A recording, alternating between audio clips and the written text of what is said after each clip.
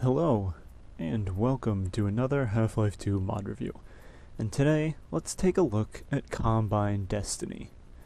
Released in 2005, this mod is one of the first to place you into the uniform of a member of the Combine forces on Earth. Specifically, you play as an Overwatch soldier tasked with retaking a research base which has fallen into rebel hands. Inside this research base, you can expect heavy resistance.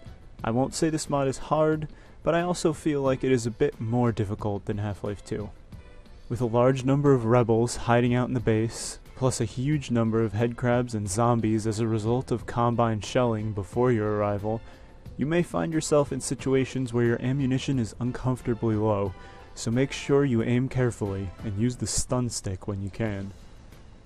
Enemy numbers and locations were a bit odd to me at times. For example, you encounter tons of headcrabs and zombies deep within the twisting hallways of the facility, but it's not really clear how they got there. In outdoor areas, one could understand the headcrabs coming from Combine shells, but in the vast interiors of the facility, it's strange to me that such a huge number of headcrabs could find their way inside and parasitize so many rebels. If they're in control of the base, can't they just close the doors? The rebels themselves are treated oddly in this mod as well sometimes. At one point you catch them freeing a bunch of captured civilians from a small prison. Why didn't the rebels do that sooner? They've presumably been occupying the base for some time now, long enough for the Citadel to get word, shell them, and send in reinforcements. You. Why in that time did they not free and arm the prisoners? Also suspect to scrutiny is the presence of antlions in the facility. I can accept that perhaps what happened to Nova Prospekt happened here, that is, the disabling of the thumpers, which scare away the antlions. But why would the rebels do that in a base which they have already captured? The only reason Gordon Freeman did it at Nova Prospekt was because he was in control of the antlions, but there's no evidence to suggest the rebels here did the same. Some explanation would be nice, that's all. Overlooking some story lapses, this mod is pretty fun. Though it doesn't give you anything new to play with, it excels with the Half-Life 2 arsenal. Most areas that you'll be fighting in are well crafted to such ends. In other ways, though, the maps are less than great. Combine Destiny suffers from a lot of its rooms and hallways looking very similar. Drab and undetailed gray corridors broken up by a fuck ton of doors and airlocks.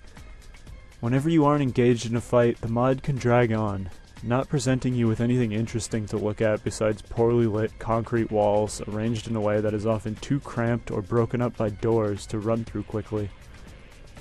This leads into another one of my major complaints, and that's identity. Unfortunately, this mod is majorly lacking in it. We're supposed to be infiltrating a research base, but rarely does the mod actually reflect this piece of information. The facility you're infiltrating, in fact, doesn't feel like it's supposed to be anything at all. There are almost no defining traits of the rooms and hallways to clue you in as to what this place is. If I was guessing just on playing the mod, I wouldn't be able to tell you where it took place. Simply put, while this mod has some great gameplay to it, with a balanced variety of enemies and maps which give you good sightlines and cover to play around, everything else kind of falls apart when scrutinized. The game kind of feels like a giant match of paintball because the environment lacks defining traits to help tell a story.